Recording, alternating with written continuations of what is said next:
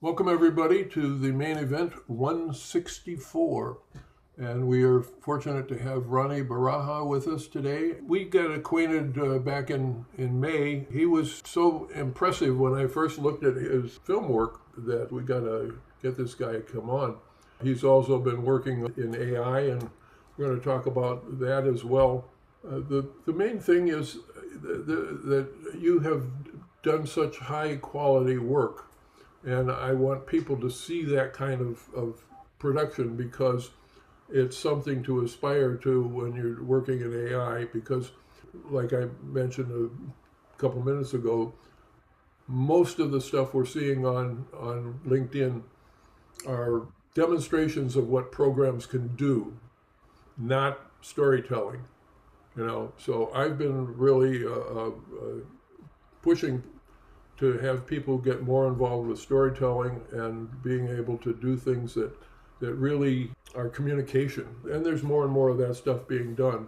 But that's part of the reason for the challenges. I'm always pushing myself. I'm always pushing the programs, and I encourage people to do the same thing for themselves. Well, let me start off first by talking about the AI news for this week. There are always news things going on. This week, the big news is from Google and Gemini. I have 8 news items that I have posted in the comment section of today's event. They're always there for people to look at, see things, so I want to make sure they don't miss them. But the big news here, 5 of the 8 are about Google Gemini. We have Google Workspace. They're moving forward with conversational prompting on multiple platforms. So that's something that, we've been doing that with Luma, and there are other programs out there where I find it very useful to be working with a program where I can converse with it and tell it what I want and then say, well, no, I want to change this little thing here, and then they'll take and make those kind of changes. And then the next thing is Gemini has been added to Google Glasses. There's an announcement there from Google about Gemini Omni, Gemini becoming a scientific laboratory. Those are all different posts related to that. In addition to that, Flux AI agent is now available on multiple platforms, including Claude. And then I posted 2 things that 2 of our friends have posted this week that I thought were very interesting because they were really not only interesting storytelling, but interesting showcases of certain programs. Our friend Lisa Dion showcases Luma Air video there, so there's a link for that. Mark Knows did a wonderful demonstration of Imagine Art video capabilities, and he did it with great storytelling. Immediately had to put that on there and make sure that people got to see what Mark did because the quality is those are the news items that I posted, and I think that people can go there to the comment section and take a look at them. Thanks, Al. I appreciate the call out, and I'm honored. Well, it was really excellent, Mark, and I really was just saying, really encouraging people to do storytelling, and you did a wonderful thing there. I mean, I just well worth looking at, and that's why I wanted people to see it. Thanks. Well, Ronnie, like I was saying, I was totally blown away by your film background and the quality of the stuff you've been doing. It's really great to have a true professional on here that can show us, the work they've been doing. Looking at your profile, started working in film 12 years ago in 2014, according to your resume, and you've been doing a lot of different things. You mentioned that you were originally from Turkey, Istanbul, and you studied in Columbia College in Chicago, have eventually ended up in Lisbon, Portugal. Yeah. And quite a journey. I'm looking forward to you sharing about that, and give us a little background before you share your screen and show us some of your work. Okay. Thank you for inviting me. I'm actually honored and was actually surprised that there's somebody appreciating something that I've been doing, because this is something like you're on a boat without a campus. You don't know what you're doing, it's good, how it resonates. You're always questioning yourself. So thank you for confirming that I'm on the right path. That was a kind of a good relief, as like finally realizing that, okay, maybe I'm doing something right. So the thing is, my CV is kind of half of the story. I actually graduated in 2002 in Columbia College. I stayed a little bit in LA, then went back to Turkey, worked with 16, 35 millimeter traditional and everything, and then got away a little bit, then came back to film again and kept working with HD and our latest cameras, Alexas, Reds, and everything. And then after late in my career in Turkey, I started doing like really good films one after the other. And the last job that I did was with Ridley Scott. It was a Turkish Airlines commercial. And then I thought maybe I should get out of Turkey and open up to new markets. So, and Lisbon was a place that I really wanted to live. It's a great city and I love the people. So we moved here and started working, but eventually COVID caught up, war caught up, and like, in every freelance work, as you know, like you get interrupted, you know. And while I was in this film cycle, I was paying attention to AI, but I wasn't really paying attention to it. Like I was hearing it, I was like, okay, it will be okay, fine. But I didn't follow up until last year. Like my friend showed me a video clip, a music video, uh, which I met the director as well. And the moment that I watched the clip, I just said, oh, we are doomed. Normal traditional filmmaking is doomed. And I said to one of my producers friend that like I found myself like in the middle of the bridge, and the background of me is collapsing, and I have to jump to the other side if I want to continue making films. And one of the things that I should be doing is, okay, this is a new medium and I have to learn how to use this medium. I have and To tell you the truth, I watch hours and hours of YouTube videos from different creators or LinkedIn posts and everything. And then step by step, I try to make things like try to make characters first, then character boards, continuities, and then short clips. Whatever I found a free credit, I try to test something, if my prompt is good, if it will reflect what I wanted to say. Because prompting is one thing, and then uh, your traditional filmmaking is another thing. Like you have to find an intersection between them, so that your vision comes to your face or comes up in the video or photo that you're trying to come up with. And the tools that we all talk about is they change constantly. I mean, every week I have to spend at least 4 hours of YouTube videos to catch up what's coming up next. Like I haven't even looked to the Google's new Omni thing yet. I mean, I have still backed up stuff that I have to catch up. But the thing is, like with every update, you update yourself as well, which I will show, which actually let me show actually now so that you get a basic idea. So in here, for example, I have come up with different things from different users, and I wrote my prompts. I for different things, for ChatGPT, for Nano Banana, for Dance. I have facts for the facials, expressions you can change. I have the time stopping effects.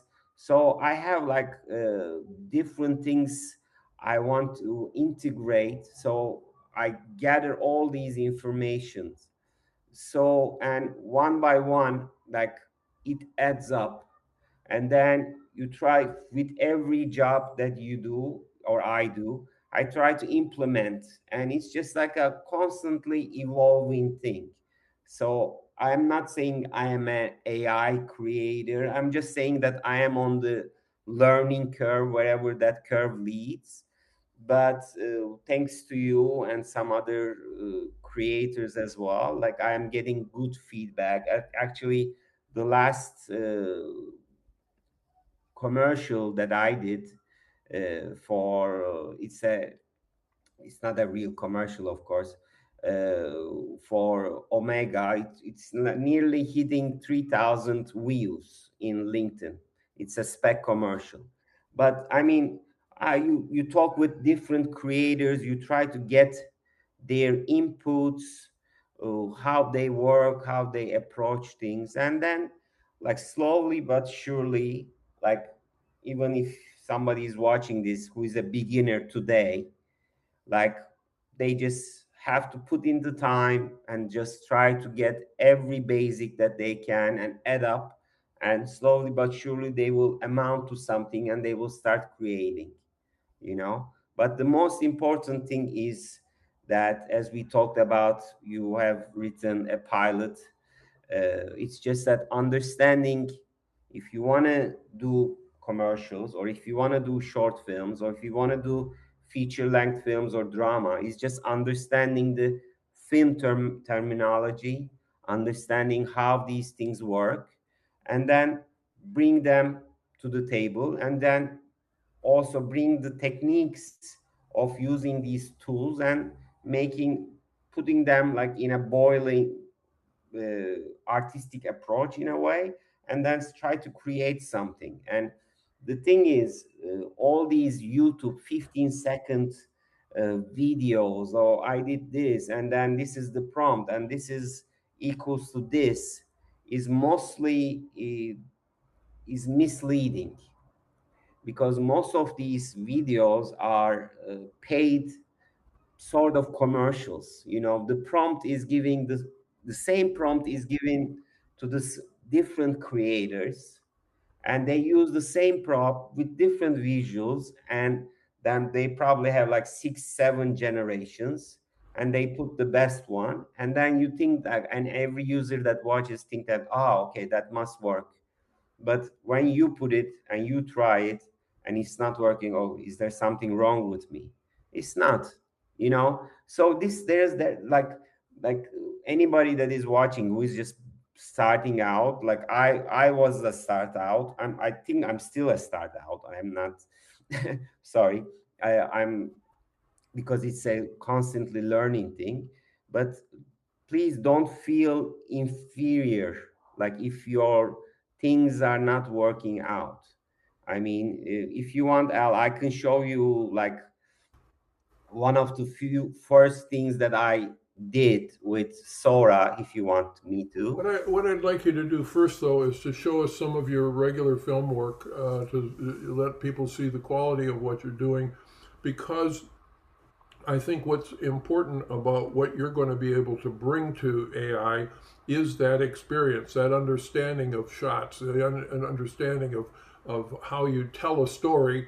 And the thing that I've always said in print, what an art director has to do is they have to guide the viewer's eye by, you know, what is, where do you want them to look first? What do you want them to see? What do you want them to, do you want them to look at the picture? You want them to read a headline or whatever? But in video, you can show them what you want to show them when you want to show it to them. You can hold off things to keep their interest and everything like that. So if you want, I can show you the last spec commercial that I did.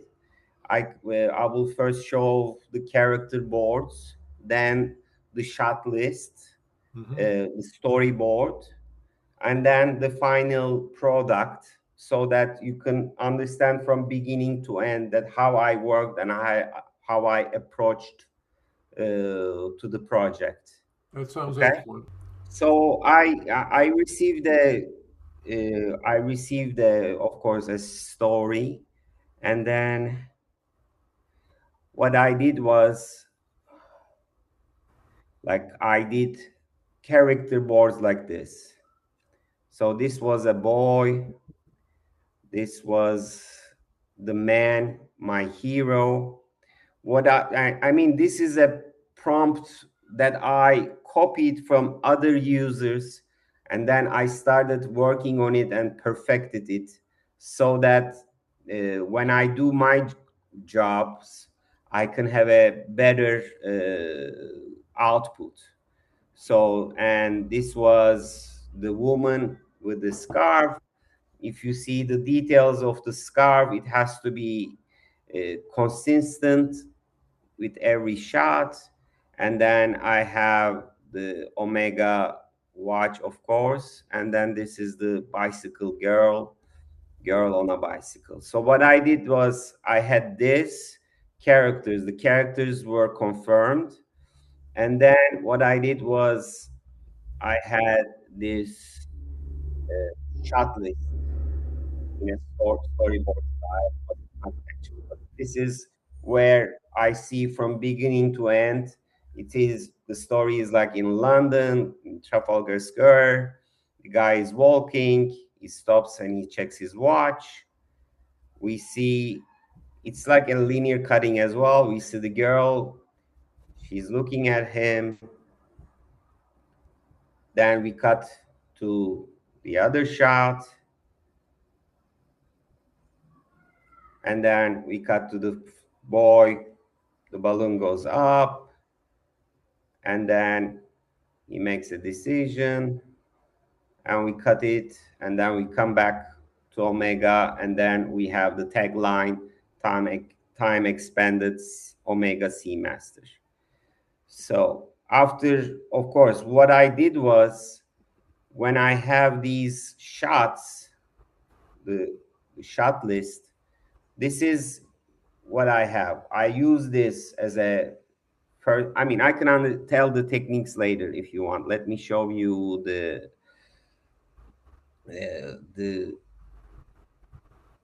Okay. So this is the second. Let me have it full screen. All right, coming up.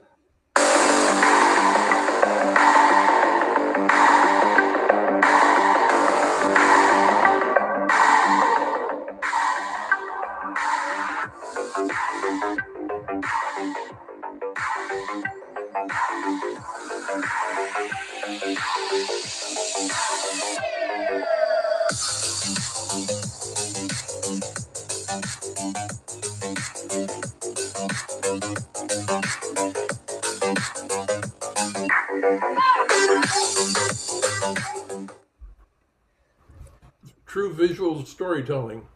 So, I mean, the thing is, of course, there is flows, there is more work to be done, like frame interpolation, 4K output with higher frame rates.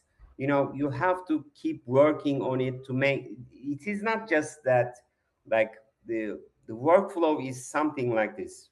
You receive a script, or you come up with a script, then you define the location where you say north, south, west, east. You can you can make that location in Nana Banana or ChatGPT, or you can use a place in Martini software or OpenArt where you can create the world, and then you can put the characters with the character boards inside this world and define the shots. And when you have the shots, the shots outputs have to be 4K, so that you have uh, high resolution images to start with as a first frame. So when I did this, I was using Higgs field and I was using Kling, and the day that I was working, my first day, I did like the 1/3 of the shots. C dance came out, C dance 2.0, and all of a sudden my output rate just increased so much, and I'm like, wow, now we are in super jet mode, you know.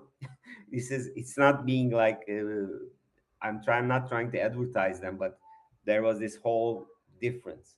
So and then I started putting outputs, and I realized that like I when I was doing 15-second outputs with different shots, like 80% that I produced was usable. So I put everything around, and I didn't use a fancy editing software. It was just, I put it on CapCut. I output it. I asked my friend just to polish it, the cuts a little bit, and put a music. I showed it to the producer that I'm working, and he liked it. Then we did a 4K output with Topaz, and we didn't do frame interpolation, or we didn't increase the frame rates for this, but I think we should be doing it for the next one. And then it was done. But I mean, in every step, I try to put whatever I learned from different users that I'm following. Koda is one of them. He's in Twitter. There are others, very good users, YouTube videos that you can watch. I mean, this is something like you have to keep like, it is something like this. When you're doing something, like half of time you have to like adapt and learn and watch, and the other time, half of the time, you have to produce. Like you cannot do one or the other, and it's just like there's so much stuff is coming up to your eyes. It's just like you feel that you're missing something if you don't read and learn, even though it may not be right.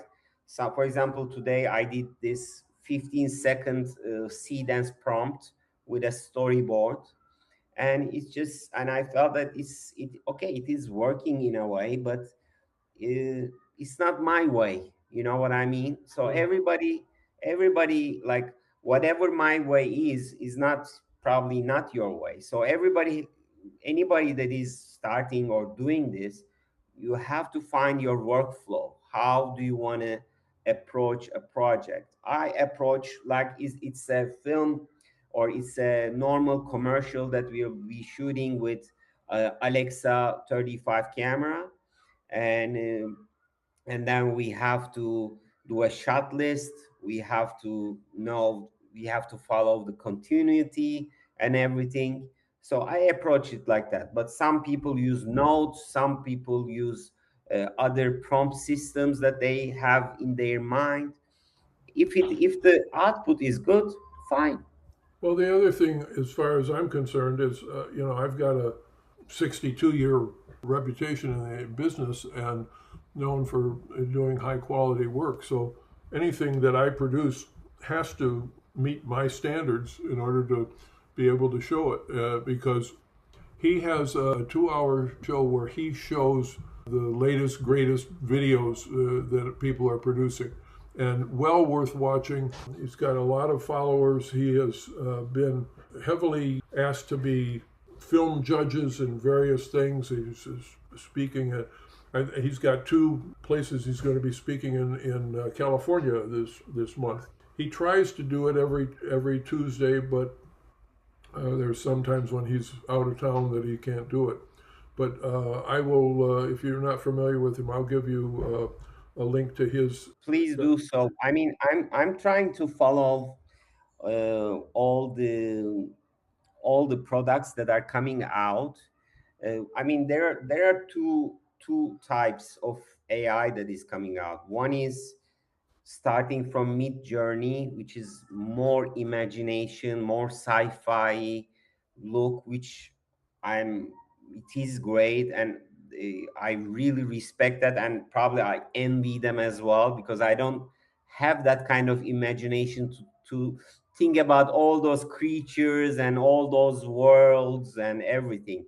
I mean, that's another thing. But what I am trying to do is more realistic, more filming, like more commercial, more drama, more real. It's not more sci-fi. So I mean, All right. I envy them, but that's not my way. So, but I try to watch every uh,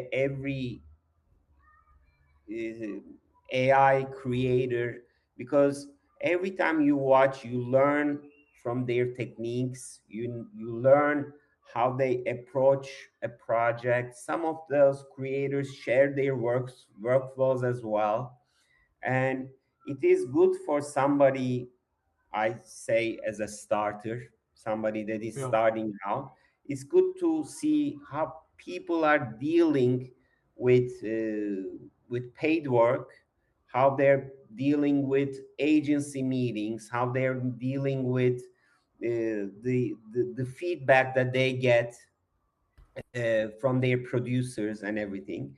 So like, as I said, like there is so much crap out there, like you can say AI swap, in even in LinkedIn, even in everywhere, Instagram, everywhere. Like you just cannot get it, hide your eyes away from it.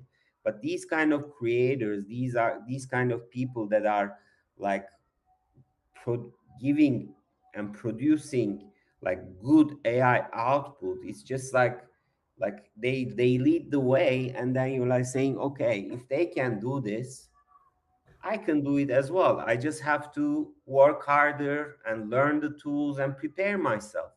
Yeah. And that's it. I mean, I'll I'll show you I'll show you one of my early prompts, just for you to have a sense of how bad I was in a way. That's In a that's way.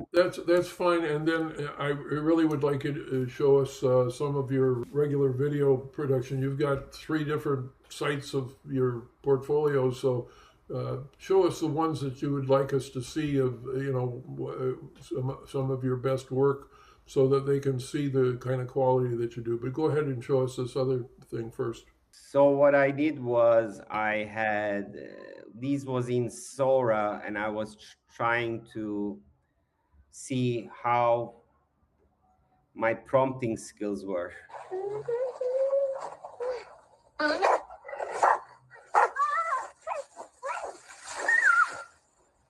Huh. So as you can see, he has two leashes in his hand, but I mean, you can say it's just a rope. Yeah. But I mean, but the thing is, I started just, I think Sora was unappreciated. It was a good engine to produce videos, but the thing is, this is where I come from. And the thing is, normal day-to-day outputs, like my career was, which I didn't talk much, my career in my career, I was a focus puller, operator, and gimbal tech, you know. And I can show one of the films that I worked in Turkey, which was like Apocalypses Now, but we had the same experience in Turkey, that like our set was underwater. We used to work in mud, Mm. and the film was going to be shot in 6 weeks, but we ended up working 16 weeks. And my hair, actually, I got bald because of that film, you can say that. Well, since I'm 6'6", I always blame my baldness on my head rubbing on the roofs of buses as I commuted into New York for 23 years. No, but I mean, the thing is, we work with Leica Sumilux lenses with 1 centimeters. It's like less than an inch depth of field. Like the guy is leaning a little bit, and then he's out of focus. I mean, uh, God bless the DOP, Jean-Paul Seresin. He's a very good DOP, but I mean, it was a hell of a film. But I mean, we came out good. But my assistant told me that I got old in this film, so he And I'm like, yeah, I am old. Let me open it just a second for you, and I'll.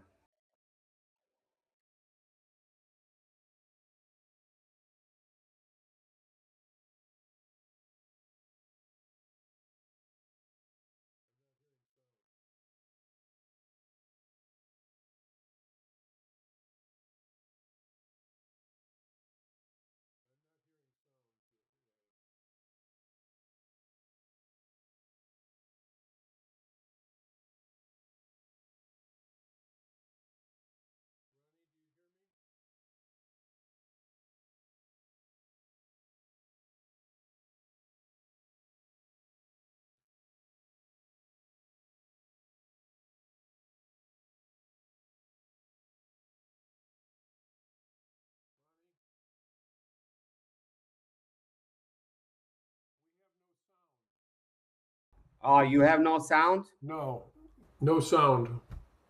Okay. So I mean, I can give you the link and people can watch it. So let me stop sharing here and I put it in chat. So if anybody wants to watch it, they can watch it. So the thing is, I work with this kind of films. This was like $6 million film. And then after coming to Lisbon, I worked. My first job was with for Madonna music video, and one of my film job was with Gal Gadot. So the budget started going up and up and up, and I work with Robert Richardson, and I mean, you come up with different people and different directors that are good, and then what you do is you accumulate those experiences from, I think, being a focus puller and working with different cinematographers and different directors. You can accumulate many different approaches and many different points of view, and that's just, it just goes up and up, and after some time you have a taste of how things should be, Oh, you know, how you should, because advertising, the approach is different. In music video, it's the approach is different, and in film or in TV series, the approach is different. And don't you have a sample reel on one of your sites? I have a sample reel of the things that I worked as Yeah, a focus puller. let's see if we can do hear that one and so we can get to see a variety of what you've been doing. Well, I will post this video. I will also include links to your three portfolios. Okay, so I have this show reel that I did before coming in the middle of Lisbon. The things that I worked as a focus puller. Okay, so I found it. Let me see if I have Okay, it's working. Let me. there you go. Okay, you want to start that over again now?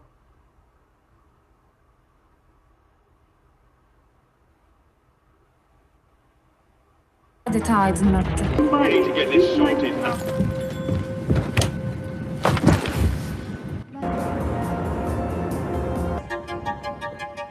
I want to tell you about love and loneliness.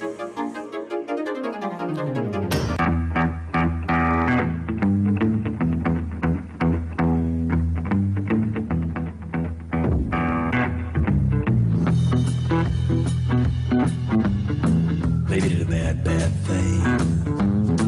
You ever love someone so much you thought your little heart was gonna break in two? On a old soul. You ever pray with all your heart and soul just to watch her walk away? Yeah.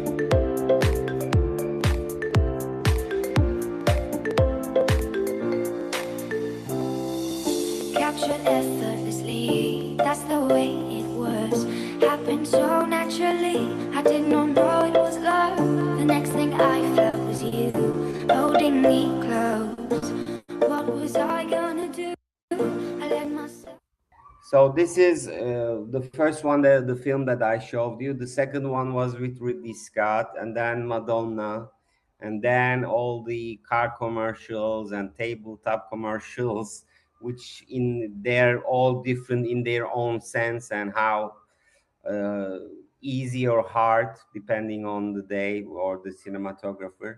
But they all have their own language, you know.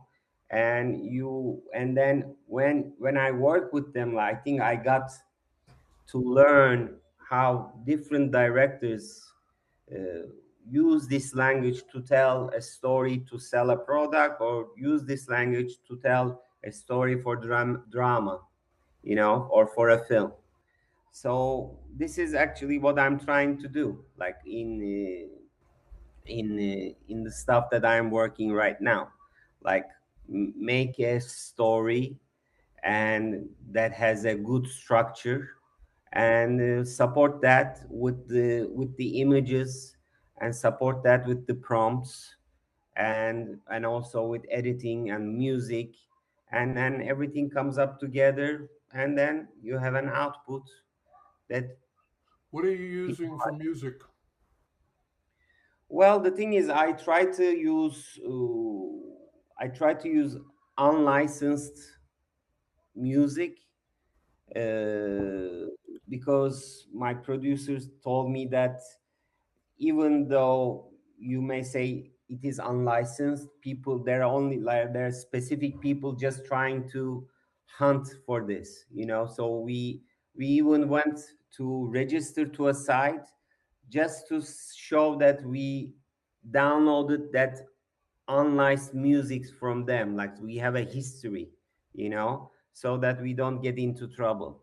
Well, there's two AI music sites that are really quite excellent. One is Udio, and probably the best one is Suno. Hmm. And I've done a lot of music stuff with them because they are producing really quality stuff with prompting the type of stuff you're looking for.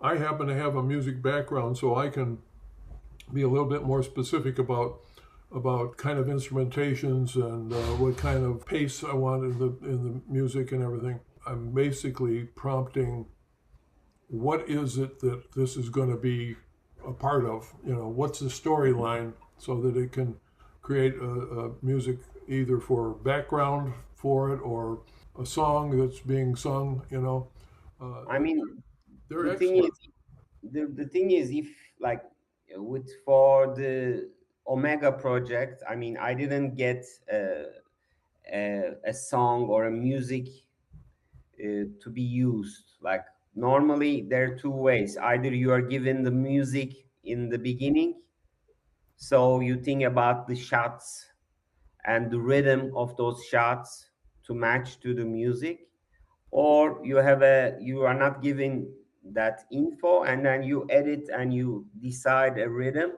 that this rhythm is good, and you try to find something that matches that those shots. So in that Omega commercial, like, i had I haven't been I haven't received anything, so I said, okay, this is the uh, s- movement that I want, this is the rhythm I want, so let's try to find something similar that matches these visuals and this editing. So, and I had an editor friend, director editor friend, and I said, like, can you help me to refine the rhythm and find something in music? And he's like, okay, fine. And then that's how we came up with the music. Mhm. So I do suggest that you take a look at Suno, because very capable program, and they will go back in and edit it. You can run it a number of times with changing your prompt to see, I mean, I've done things where I might run it 12 times before I get exactly what I want. Other times I get it the first time, so it's just a matter of working with it. I'd like to ask Isa and Mark if they would like to make any comments or ask some questions. Yeah, I have some. Go ahead. If I may go, Lisa. So first, thanks for your breakdown of how you approach things, character boards, product images, shot lists, storyboards. Um, and I think a lot of that comes from your background as you're being a traditional film producer, bringing your extensive knowledge into the world of AI or AI as tools. So I think that's great. Most people getting involved with AI don't have that, or they're coming with from different types of backgrounds, whether it's writing or traditional artistry or photography and so forth. So really appreciate you sharing your approach and your process. I am kind of curious about the idea of storytelling in a 30-second commercial, like the Omega Watch when you showed, like you talked about location and what there's several characters. I was kind of curious how you think about how you break the story down, if it already comes to you in a brief, or if you write it out like so a short film might have 3 acts to get through the story, but with a 30-second commercial, I was kind of curious how you approach storytelling itself, that story structure. Well, the thing is, when I received the script from the producer, we he divided the commercial into three different characters. Well, when he sees the girl on a bicycle, when he sees the little boy, when he sees the girl with a scarf. So first he's walking, he sees the girl in a bike, then he's walking again, he sees the boy with a balloon, then he walking again, he's seeing the girl with a scarf, then he's all over the place, he's in the center. So it's already divided, you Uh, know. So that means we have five different scenes. So when it is structured like that, you have, I received the script from him, then we have the script is structured into a scene. So then it is easy to break down the scene into shots. And then when you have the shots, you create them with Nana Banana or ChatGPT, and then you make a storyboard. And then on that storyboard, that's nearly 70% of the job. Because if you can see the film in the storyboard, that means you can actually make the film. So I showed the film, I showed the storyboard to him, saying that this is scene one, this is scene two, this is scene three, this is scene four, this is scene five, this is how it is going to play out. And he's like, okay, fine. And then when you start producing those images into videos, all of a sudden you may come up with problems like continuity or 30-degree rule or 180-degree rule, you know? So all these rules come into effect right now.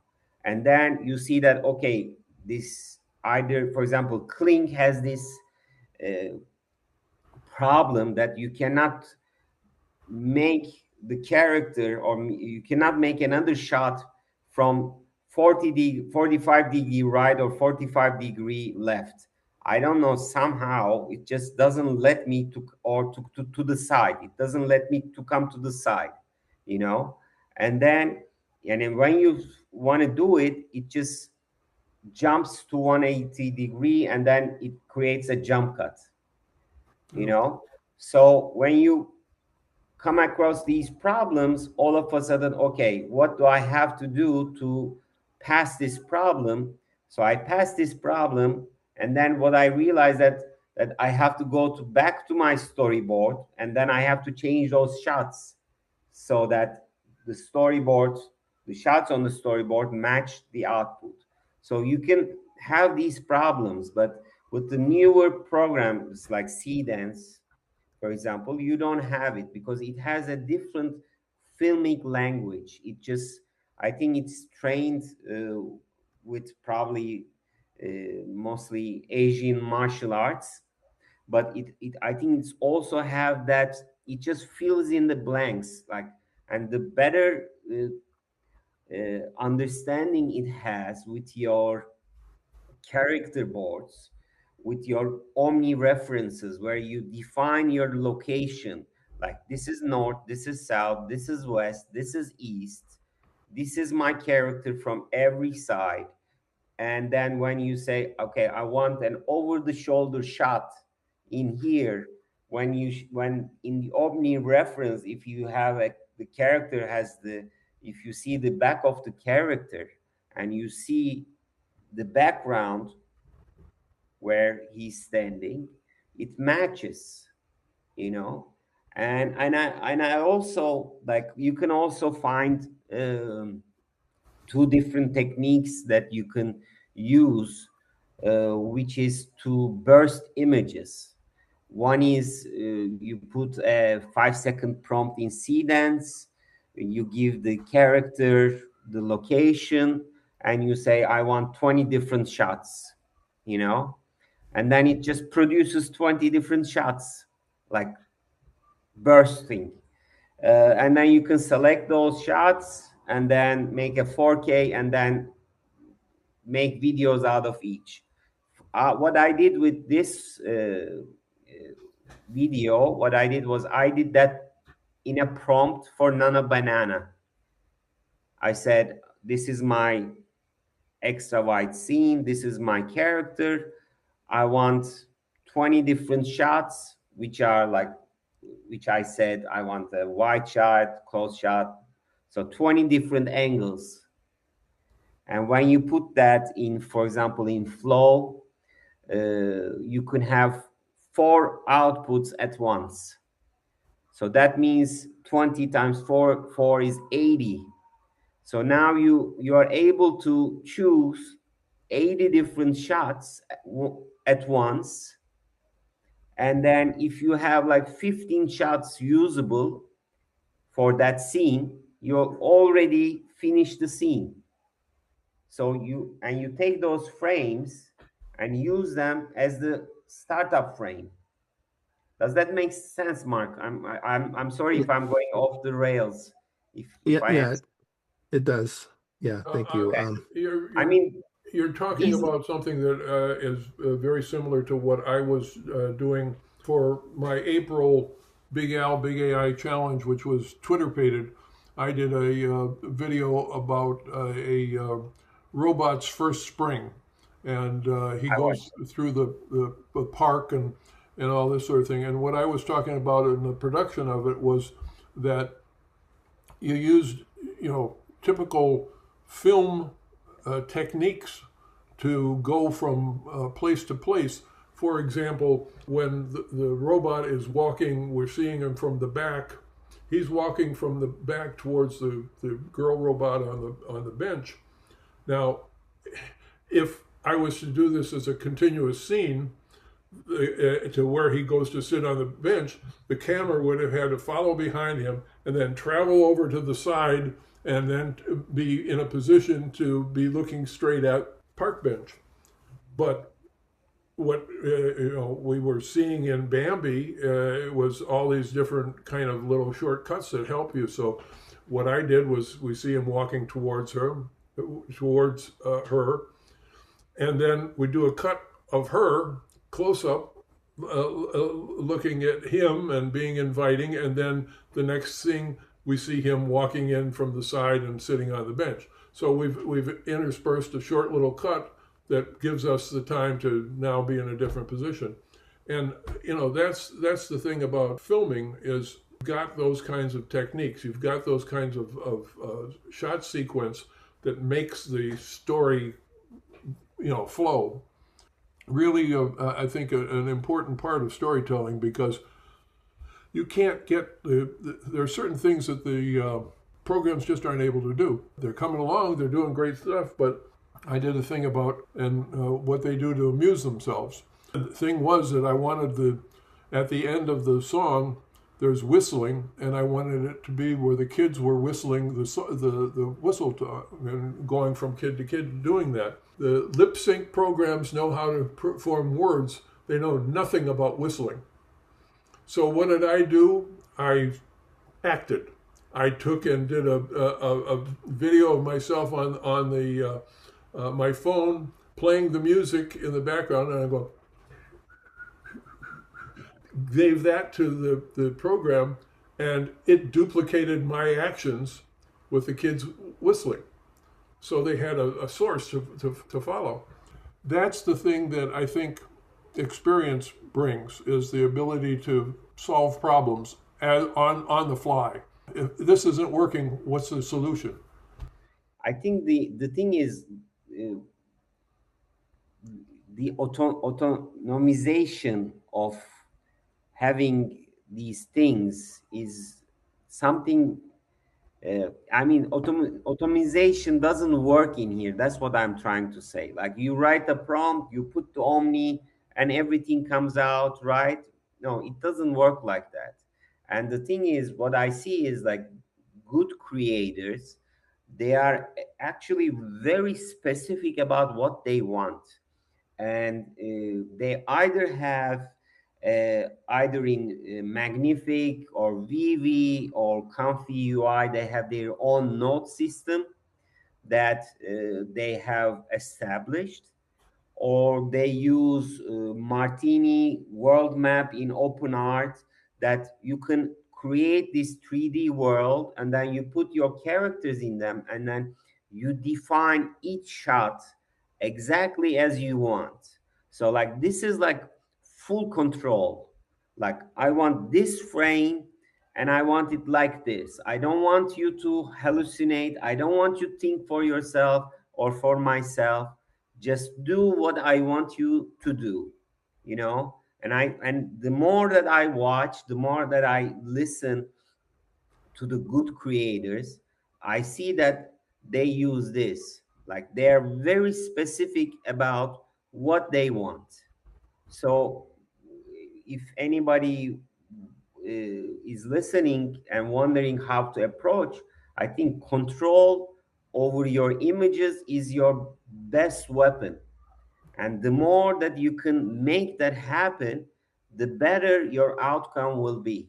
I've always said that art directors should be really excellent at prompting, because their job has been for years to tell photographers or illustrators exactly what they want.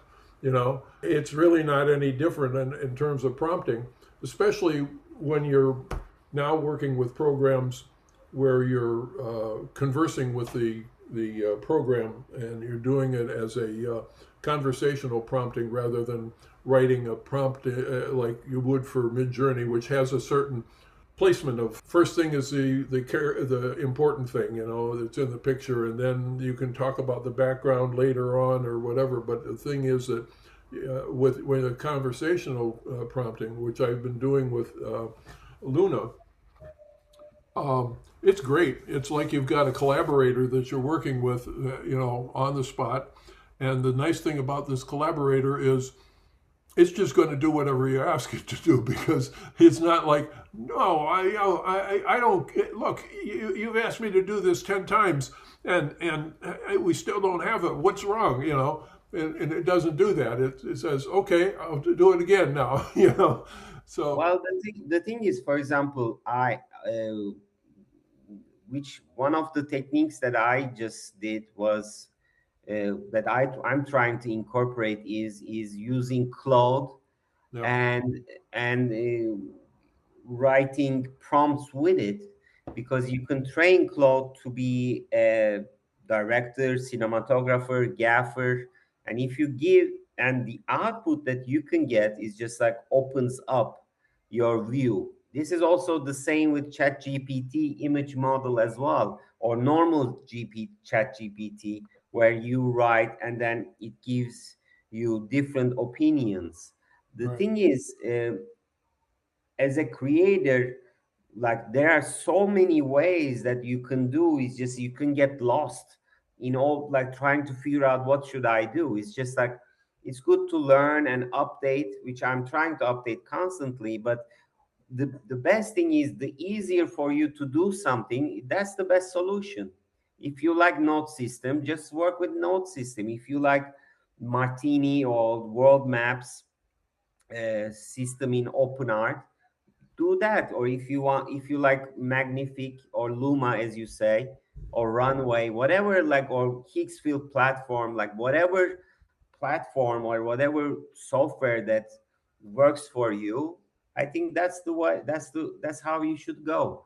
But I mean, it's all trial and error. And like, for example, today I was trying this burst output, and somehow the prompts got mixed, and like I see like animals in Japanese high-tech film, and I'm like, wow, somebody's smoking.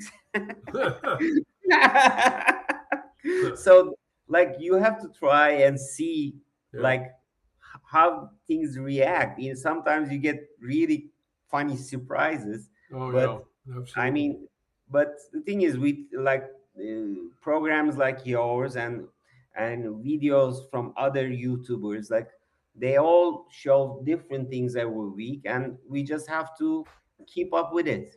Yeah.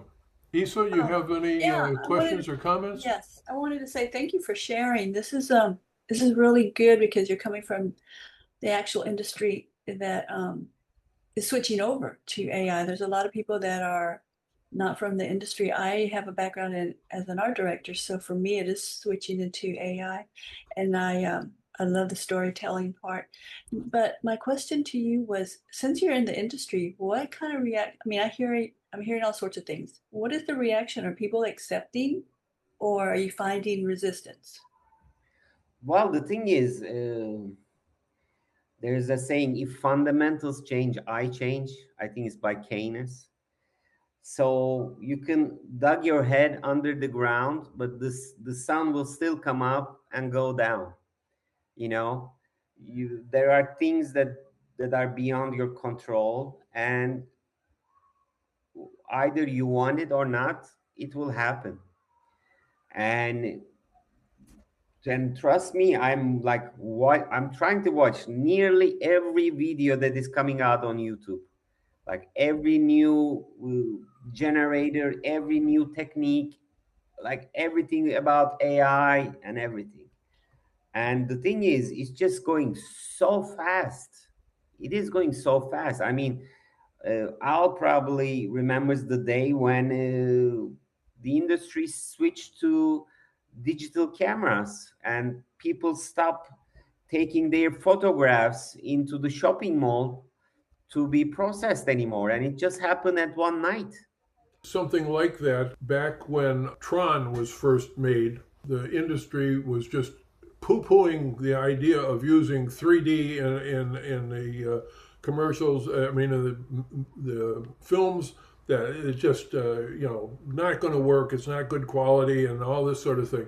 There isn't a film made today that doesn't have some sort of 3D aspects to it, whether it's creating the backgrounds for it or whatever. And now what they're doing is they're able to project the scene instead of having a green screen there. Now they're projecting the stuff that was created with AI behind them, and Yeah. they actually have a better sense of what the scene is that they're doing. Yeah, You know, the actors can do it. they have virtual reality sets already. That, I mean, it's good to watch. For example, the talks of Ben Affleck. Like, he is, I think he has trained himself so well about AI, and you know, he has a company called Interpositive, so he knows the process of AI and how it will be it will be used in the sets. Of course, Netflix bought the company from him, and they're gonna use that technology in every film that they are gonna be producing. It's gonna be a workflow for every film that it will be done by Netflix. Right. So I mean, there may be, with every new technology, there is always a backlash. People get scared. People question themselves if they are up to the task, if they can adapt. I mean, you have to find a way to adapt, otherwise you will be sidelined. You Well, know. one thing is using 3D characters and everything maybe has put a number of stuntmen out of business, but on the other hand, it's saved a number of stuntmen's lives. Yeah, the thing is, I mean, like you can copy those movements of those stuntmen if it is a fighting scene or not, and they don't have to go up to the bridge anymore. They can just shoot that in the studio and just put everything there, then and there, and then have the output material ready to go. I mean, I work with a lot of stuntmen, and sometimes there was, for example, a car commercial that I work with. We were going with a Russian arm, and 20 cars were just passing by our car, and it has to be precisionally well done, other because there's all this dust in the air and nobody sees what's going on, and the cars were just like going past us, and if somebody made like 1 degree left, we will be, you know what I mean, Yeah. we had an accident. Even worse, something could happen to someone, so it's, you always hear this assistant died because of this, or like, for example, in Rust, the director of photography died because of a false bullet. So I mean, when you think about the safety issues, all on that, I mean, this is really good. But at the end of the day, some of the jobs will be eliminated. I mean, this is also what happened when Ronin 2 came out, or all those gimbals came out. They stopped using dollies. I mean, the rental of dollies diminished. Well, it's the same thing going back when computers first started really being used. Typesetters went out of business. I had a neighbor who was a typesetter, and he came to me and he said, what am I going to do? I said, you're going to learn how to work on a computer. I'm gonna say something funny. Like, for example, in Istanbul, we had all these pirated DVD sellers. They were pirating all these films around the world and selling them as DVDs and stuff. So when things changed and people started watching everything online, they got bankrupt. Like, and you're like, okay, the guy is pirating DVDs, but this shows how things change rapidly, and like, this is how we should be adapting all the time. Well, Isa, Mark, do you have any more things that you'd like to say? Because we're coming down to the end of the hour. I just want to say thank you for sharing. I appreciate it. It was very informative, and I'm just like you. I watch as much as I can and learn as much as I can because it's an exciting time for me, and it sounds like it's an exciting time for you too. So that's great. Appreciate it. Yeah, I'd like to Well, just say thank you as well. I really appreciate your sharing your story and your process and showing some of your work. It's very inspiring, and yeah, I really appreciate it. thank you. And the thing that you should know, Ronnie, is there's going to be a lot more people be able to watch this thing once the video is out. But again, doing this at a time that is not the normal time, is why we reduce the. No, I'm actually very flattered to be here, to tell you the truth. Even excuse me, Isa, Mark, even if you haven't participated, still I will be like flying in the air with with this, because I've been approached by you. So I'm like, no worries about this. So I'm I'm very thankful that you took the opportunity to invite me and to show what I have been doing. And I'm here if anybody has questions in the future as well. No, I think that after people see this, there'll be more people wanting to link in with you on your profile. I want to just take a minute to go through the upcoming main events.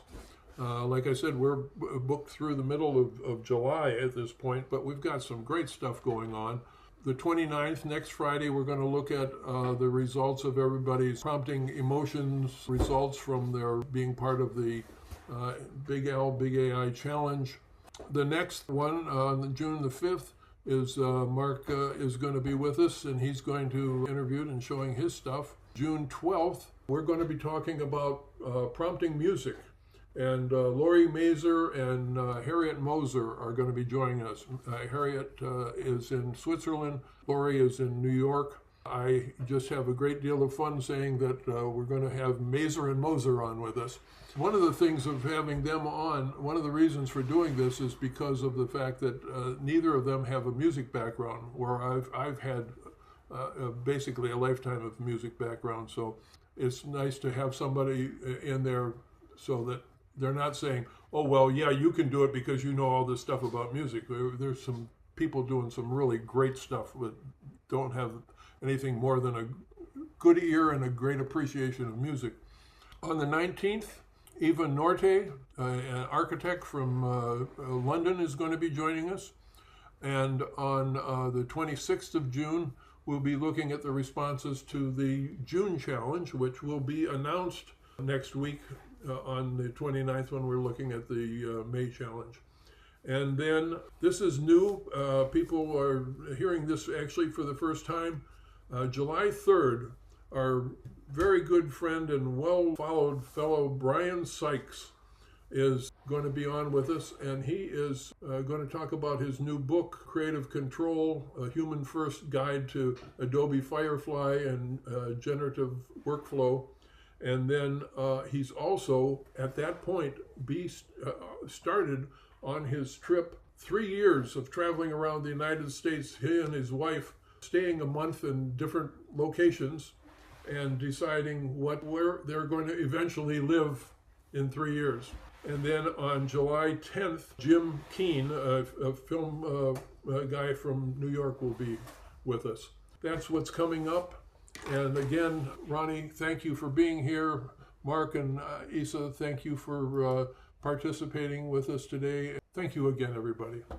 My pleasure. Thank you. Bye-bye. Thank you too. Appreciate Bye-bye. it.